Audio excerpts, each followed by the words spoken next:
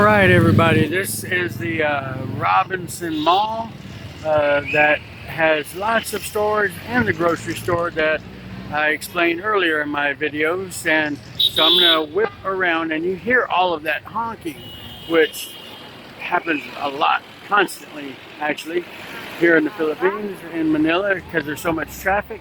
So I want to show you around and let you see. And oh, across the street is the Eirotel, another hotel in this area. But the building behind it, right there, that's the hotel I'm in. Uh, like 50 stories. And so back down here on the street level again, here is an amazing jeepney right here. Look at the colors on this vehicle. Look, wow. And let me get out from behind the sign. Now you can see all of the traffic that's happening out here. That's why all the honking is happening.